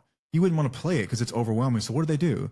They break it down into something we all understand called levels. I'm on level 1. I'm on level 2, level 3, and they build on each other. So they just figure out, okay, let's break down the whole problem. Let's define it into levels. And so that's what Max suggests that we do, is break things down into levels. What is level 1? So what was our example here for the overwhelm trap? What, for the breakout? Yeah. So. Oh yeah. So what's the first level of the problem? And you'll, write 3 actions that you can do in 15 minutes or less. Let's say you are like me and Like I came to this conclusion that I had to be better. I wanted to be a better man in life. I wanted to live with a purpose. I wanted to live and be proud of myself. I didn't want to feel like I wanted to end my life. How do I solve this problem, right? You can think of a couple things you can do in just 15 minutes. Let's get the name of a treatment center. Let's call my wife and let's be honest with her about where I'm at. Let's be accountable when it comes to that. Those are the first two things that I did. Like if I really wanted to solve this problem, what are the first couple things I need to do? And let's just worry about that right now. That's my day. That's my week. That's my month. It's just those problems. Yeah. I think we get overwhelmed with this urgency, thinking we have to solve it all at once. That you have to have everything together before you make any decisions. And it's like, no, that's not how it works. You need to do the small things first. Like rebuilding our marriage. I knew that we had work to do. I knew that if we were both willing and we were both putting forth effort, then we would be okay. But the end goals seemed so insurmountable about all the things we'd have to talk about and all the trauma and pain we'd have to revisit, about rebuilding trust. Sometimes just rebuilding trust is so overwhelming. The thought of having to rebuild trust with somebody, something that you once had that you lost. Right. And how do you get it want back? It immediately. Yeah. And you don't want a new version of a relationship. You want the one you had because it was so great. Was it? But we think we know. But what's the first thing you can do? I can start being honest every day. I can just start being honest. Even when honesty isn't what they want to hear, you can just start being honest. Yep. You can start being real. For me, like I picked a program and I started attending meetings. Find your own version of that. You don't have to do what I did, but find something like that where you're held accountable to a process of some kind. Define the process if you want to make your own. Do whatever you have to do, right? To make sure that other people know, like rebuilding trust. And then maybe it looks like being open to therapy or counseling of some kind. Maybe it looks like having I don't know, maybe you have a Sunday conversation where you just talk to each other for an hour about whatever it is you're going through and be open to hear and like learn how to take criticism and feedback and put that stuff into action. That's like 3 things you can do right there. Yeah. To start this giant audacious goal of like, how do I live happily in my relationship with trust? And just do those simple things. Break it down into levels. It's like eating an elephant, just one little bite at a time. Don't get too caught up. I think with weight loss, people can do this. It's so bad. So much. Yeah. Think about all the things that you have to do and all the things you have to change. All you have to do is this next meal, eat X, Y, and Z. Right. And then 2 hours from now, you need to exercise for this long. Yeah. That's it. You stack days on top of each other. And be okay with the process in the meantime. Yeah. And over time, you will get to where you want to be. But break it down into levels and it becomes so much easier. So if you're stuck here feeling overwhelmed, break it down into bite-sized chunks and then execute on it. Don't just, defining it's one thing, as we'll get into shortly when we talk about turning all this bullshit into reality. Yeah. Because it is just bullshit at the end of the day. We're just talking about bullshit. Yeah. Traps, everyone can nod their head and identify, oh, yeah, I felt that way. Now, what are we going to do about it? Yeah. How do we turn this shit into reality? And I think that's where we're going to head here. And that's what we're going to finish up with. Yep. So in order to move up the high agency spectrum, you have to turn this bullshit into reality. Yeah. We have to actually put this stuff into practice. So I want you to carry us out here. No, why are you giving it to me? Because you've been talking too much? Yes, man. The ship is yours. Okay. All right. So... You get way too comfortable with me over here. No, I'm not too comfortable with you. I just got a little bit sidetracked.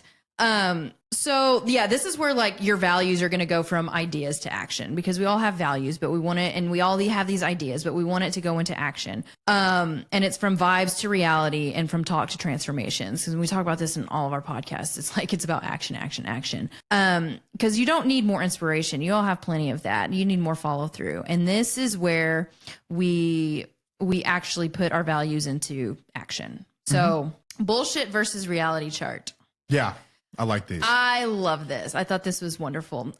You have a claimed value of I want peace, right? The bullshit is that you're still arguing at 2 a.m. You're still posting in the community like screenshots and like yes.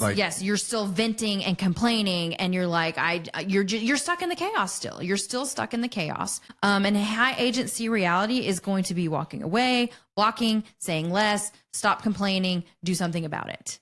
Because and that's hard to hear, because you're like, I need to fix this. I want some clarity. I need somebody to tell me what to do. But I need to be validated. I need all these things. But the reason we teach people how to not give into like the bullshit conversations or the arguments is because, first of all, you can't argue with an active addict. You can't argue with somebody in early recovery. Sometimes you can't argue with anybody who just isn't in their right mind. You can't argue with anyone that doesn't want to hear you. No, and honestly, you can't really argue with anybody. Like we rarely argue. Like we just have conversations, right? It's all about communication. We're just trying to find solutions generally. Right. We're just trying to find solutions. Together. Yes. So if you value peace, engaging with people who are toxic or who aren't there, like you're violating your values. So in order to get into reality, quit arguing with people who you can't argue with. And that's where you're going to find your peace. Through boundaries, usually. Like, yeah, I'm not going to engage in situations that affect my peace. Like I've said, so stop doing it. I do tell people, yeah, anger is important. It's to fuel you, but I'm not talking about being aggressive. You know, like there is high agency in turning around and not engaging in a conversation that you know is not going to go anywhere. Matt's very good at this. Yeah, I won't chase people down that don't want to hear me. Nope. Well, at least not with me. Like you're very good with like shutting down the conversation because you're like, we don't need to discuss it. And I've gotten good at it too. I think we're pretty decent at it. I have, like at work especially, I will just hang up on people. Yeah. Like once I've stated it clearly and I've been calm and concise about it a few times and you're still wanting to argue with me, I'm just hanging up the phone. Like I'm not going to waste my time trying to explain to someone what doesn't want to hear me. Like, listen, like I value peace in my life. That's not how you do it. That's not how you live by that value. Right. So don't engage with it. Like you don't want to hear me. That's totally different. All right. Yeah. You do you. I'm going to do me. And I'm just hanging up the phone. Like I'll block somebody. I don't give a shit. Yeah. You cannot afford the rent in my head. You are not going to affect my values. Yeah, man. It's crazy. It's hard. So this is a value activation drill. Think of another one. I want clarity. So let's say that your value is that you want clarity in your life. But the bullshit is that you're journaling all the time. Reading you're just books, writing, you're watching reading, TED Talks, listening to podcasts, listen but you're to not us. doing but you're not actually doing the thing. So high agency reality would be making a damn decision, like actually taking action.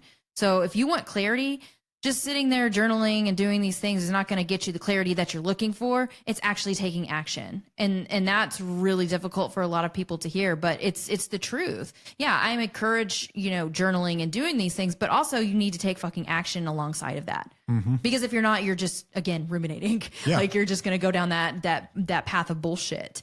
Another one is going to be, I want growth. I want to grow. I want somebody to grow with me. I want to evolve. I want to be better. The bullshit is like rewatching TikToks all the time, like constantly going through and scrolling. Like, guys, I'm so off of social media right now because it's bullshit. It's just all bullshit. High agency reality is going to be joining a group, taking a program, move, do something different, actually putting the work in within your life. Quit scrolling the fucking TikTok and quit applying that and like thinking, ooh, they said something. Okay, but what did you do about it? Like, what the fuck are you going to do about it? It's totally different. It is. Yeah, this is a value different. activation drill. So yeah, take the value that whatever it might be feels true to you right now, not to what you're supposed to value. Ooh. What actually feels true to you, not what you're supposed to value, but what you're craving to live into. Yeah, and what write value down 5 do you specific want? ways. What do you need? Like write down 5 ways that you can actually practice that today. Like what would you do to actually practice that? So let's say you value peace. What would that actually look like in your life? Yeah. Let's say you turn off your phone. Like I've got this new app, this brick thing that completely blocks my social media apps. Oh yeah, he did this today. It's quite interesting. Be a great sponsor, actually. I should reach out to them. It blocks your social media apps. Like you cannot get on unless you go touch your phone to this little brick. It's better than the Zen app thing because I can get around that so easily. Yeah, it's super easy. Let's say that you block or mute people who are disrespectful to you, like whoever it might be. Like just don't give them access to you. It's anymore. okay to block people, guys. It's okay to mute people. It's okay. Dude, I block people daily on social media, right. But I have tons of blocked people on my phone. But even in your important relationships, but I know that I know a lot of people don't like to do this because they feel like, oh, I'm giving them the silent treatment and maybe I'm a narcissist because I'm doing this and da-da-da. But it's not. You're doing it to protect yourself, not to punish them. That's the difference. You can cancel a conversation that you're dreading that you don't owe somebody. Like sometimes if you've had a conversation over and over and over and over again and nothing changes and they're like, hey, we need to sit down and have another conversation about this. You can say, no, I don't want to have a conversation about this. I've said what I've said. Move the fuck on. I had this guy one time that in trucking slammed on his brakes and tore up a bunch of stuff and he owed like $10,000. And he's like, I want to sit down and talk about this. And so I said, I talked to him on the phone about it. And I was like, well, here's how the liability works. And here's how this works. And this is where they're at. And this is how it's going to work out. And he's like, okay, I understand. And like a week goes by, he doesn't pay the bill. And he calls me back. He's like, we need to sit down and have a conversation about this. I'm like, we just fucking did that. I don't owe you a conversation about this anymore. At this point, you're avoiding it or you're trying to talk me into something. Exactly. You're just trying to change my mind. He's a high agency guy. I give him credit. But you're just trying to manipulate me at this point to see your point of view so that you get what you want. Yes. At some point, you have to recognize that people are doing that, and you don't owe anyone those conversations. Yes. You've made your stance clear. They've made theirs. Guess what? We don't agree. And that's a high agency move, is to being able to understand when somebody is manipulating you and you say, fuck this, I'm not doing that. Yeah. And that specific instance, I didn't take the meeting. And the next thing I did was I emailed the attorney, said, send this guy a demand letter. Right. And that's what we did. We solved it that way. Like, I'm not going to sit here and have these conversations with you over and over and over. We disagree. And if we disagree, I'm no longer discussing it. So when it comes to personal matters like that, you don't send attorney letters, obviously, but we don't talk anymore. We don't agree. Exactly. Like, and it's going to be a pattern that's ongoing. The hard part about this, though, I do want to recognize, is that in these relationships, a lot of the times there's that love bombing, there's that cycle, there's a toxic cycle. Oh God. Yeah. So there's the love bombing in between these conversations. So you're wired to think that this conversation is going to be different based on their love bombing that they have like shown you. You know this, like this has been a pattern in your life before. But if you recognize the love bombing plus these conversations, it's not going to go anywhere. And that's going to be important for you to recognize that pattern, to say, you know what, no, I'm not going to have this conversation Not doing this anymore. No. Another thing you can do is spend 10 minutes breathing in silence instead of doom scrolling. Breathing is such a great thing. I did an episode recently on silence and how important it is to sit in silence and how it can be very beneficial for you. Do that instead of doom scrolling on your phone, because it's going to get you more from the breathing exercises than it is to actually trying to educate yourself through doom scrolling. It's kind of crazy that we don't think that. It's the simplest thing that's actually going to help us. And then you can unfollow the couples on Instagram that trigger comparison and shame. Unfollow us if you have to. I don't care. Yeah. If that's something whatever that you don't have to like, do. whatever is going to be good for your mental health, that's great. I don't follow a lot of things that I feel like don't really go along with my values, because I'm like, I don't need to see this. It's not part of what I want in my life. Which I will never understand, why someone will see a video they didn't like and take the time to comment on it instead of just blocking the account or not following and moving it, on. If you don't like us, just move the fuck on. Why do you need now to? that you've commented on it, guess what you're going to see more of? My dumbass. Yeah. Just don't comment next time. And that's another thing about algorithm, is that the things that you comment on, the things that you like, if you're commenting and liking a lot of negative things, guess what you're going to be seeing for a long time. And they're basically changing your mind all the time on, or they're keeping you stuck in your certain mindset based on the negativity that you are commenting on or engaging with. Yeah. People don't recognize that. Back in our first episode, Mac said that the best way to solve any problem, this is how we'll break it down at this point. Now we've gone through the traps. He says, ask yourself, does this problem defy the laws of physics? Yeah. If the answer is no, define the problem in simple sentences of drawing. And this was drawing. Yeah. Yeah. Or drawing. Simplify that shit. What is the problem? This was the vague issue. And then what would make the problem worse? Ask yourself that question. What would make this problem worse? Okay. And then avoid that list. Next question. What would I do if I had 10 times the agency? The next thing, how can I take action on this right now? Can we go back for just a moment based on what our listeners say? I know this episode is going on forever, and I apologize for that. I'm not sorry for that. Okay, no, you're not. We have the time. We actually have time today. We're doing this during the day. So let's define a problem in simple sentences or drawing. A lot of people will come to us and say that their problem is, my partner is an addict. Yeah. Is that the problem? Depends. Okay. Depends. I think this is sort of like the midwit trap. Uh-huh. I think it's very easy to see, obviously, that the drinking is a problem. Okay. Is it the primary problem? Right. No. But in my experience, this is one of those lessons that people have to learn on their own. It doesn't matter what you say to someone or how we present the information. I understand. Or that. how eloquent you are about saying that's not really the problem. Ultimately, this is something they have to figure out for themselves. But here's something that I kind of want to challenge listeners. When it's discussing a problem, maybe if you want to define a problem, maybe it's something that's actually within yourself, like in your control, something that is you. Like, what is the problem that you're having right now? It's not the addict. It's not the addiction. It's not that. it's something within yourself that maybe you can actually resolve easier. Does that make sense? To breaking it down that way. It's way quicker to solve a problem within than it is without externally. Right, right. Usually if it involves someone else, right? If it's something else, like my grass could be greener, that's different. But if it's someone else, like someone else having to do a bunch of things in order for me to be happy, look within. Why do I tolerate someone treating me this way? Not necessarily why do I tolerate it, or like why, or not why, but the problem that you could say is that I am lost and confused and don't know who I am anymore. That's a problem. That's a simple sentence that you can look at and you can dissect. How would I make the problem worse? Yeah. Do everything. Keep doing what you're doing, what you've been doing. Or double down on it. Yeah. Well, I mean, that's how you would make it worse. You avoid that list. Absolutely.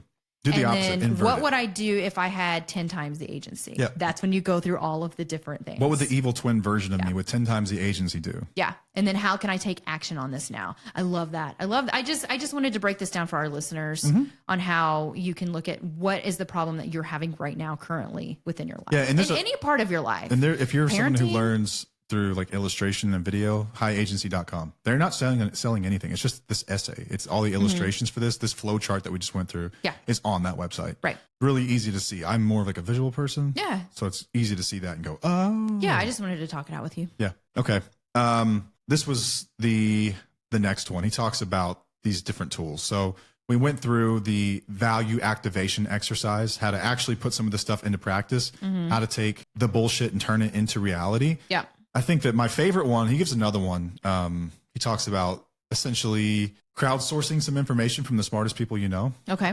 He says, he calls it the Swedish house mafia technique. Collect the smartest people you know, tell them about your problem, lock the door, block out the outside world, and keep rallying ideas back and forth like a tennis game. Take immediate action on the best ideas. This is how, when I work with people, this is generally how we solve problems in the businesses. This is how we solve problems. You get people who aren't attached to their idea. There's no ego. And we kick the best ideas back and forth over and over and over until we have the best ones. And then we execute on those. Okay. I think when it comes to relationships, careful about who you choose for experts. I think that can be rather difficult to find Absolutely. those people. Yeah. But I think one of the best ones we can do, we've talked about the story raiser, as it's called here. Alex Hormozy put it simply. He said, when stuck between two possible outcomes, stuck between which decision to make, choose the one that's the story that you'd prefer to tell for the rest of your life. I think that if you just think about it, what's the best story here? What's the best outcome here? What is the best possible story that I could tell when I'm 70?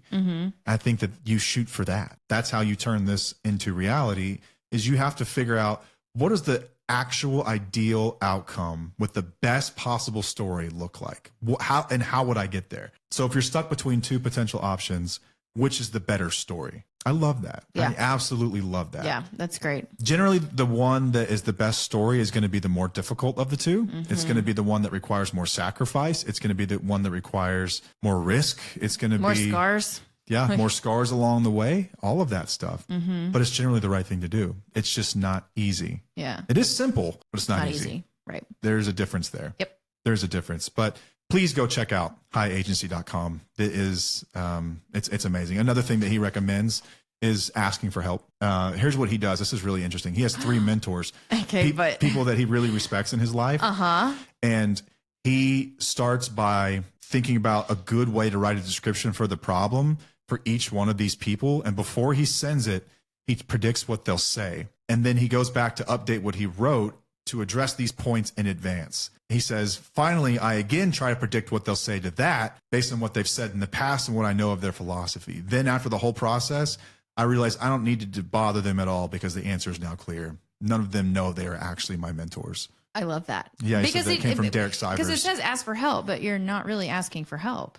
You're solving it on your own based on how these people are your mentors without them even knowing they're your mentors. Yep, and then come up So with you an look up to excuse them. that you would give them. How would they respond to that? So think about that and then write it again. And then I love that. at that point, you recognize, holy shit, the answer was in me the whole time, Yes. which is true. Yes. Usually is. Like, Yes. we already know what to do. This is usually. partially why I don't tell people what to do specifically, because I never do. I feel like they can Try not do to it anyway. themselves. Like it's almost like what would Matt and Paige do in this situation in a way? Like you can think about that. Like, oh, how would they respond to this? Oh, well, how would they respond to this? Or how would, or even whoever it is that you're looking up to, but I'm just saying us because we're on here and like people who take our program and stuff. That's how you figure out what you want to do and what you need to do. Mm-hmm. And you really just figured it out on your own. Yeah, you did. It's kind of cool. You've already been I love that exposed to those process. points of view that can change the way that you think and the way your thoughts go. Yeah, it's cool. It's all there. Yeah. It's all there. My favorite story, he talks about a change of perspective. This was just great. I love this. Okay, imagine this super, super wealthy guy, like multimillionaire in New York, comes into a bank. He's about to go to Europe for 2 weeks on business. So he goes into a bank and he asks for a $5,000 loan. He says, I need to borrow $5,000. The bank officer says, okay, that's fine, but I'll need some kind of security. Like you're not even a customer at this bank. So he hands him the keys to a $250,000 Rolls Royce. He says, here you go. The bank officer's shocked, but he's like, okay. He takes the car's collateral. The man leaves, and then the bank president and their colleagues are all laughing their asses off as this guy just used a $250,000 Rolls Royce to secure a $5,000 loan that also charges interest, right? So they drive the Rolls Royce to the underground parking garage underneath the bank. 2 weeks later, the guy returns from Europe and he repays $5,000 plus the interest, which comes out to $15.41. The loan officer says, sir, I've got to tell you, we're a little puzzled. You're a multimillionaire. Why would you need a $5,000 loan? The man replies, where else in New York City can I park my car for 2 weeks for only $15.41? That is high agency. It's crazy. It's a lot of work, but that is high agency. I absolutely love that. And I think that there's so much about this line of thinking that can help all of us in every single aspect of our lives. Yep. Incredibly useful. Thanks to George Mack for the idea, for inspiring this conversation in the episode. Please go check out George Mack. He's got a newsletter as well. I think it's georgemack.com. There might be a hyphen in there. I'm not sure. But either way, you can follow him on Twitter or X, actually.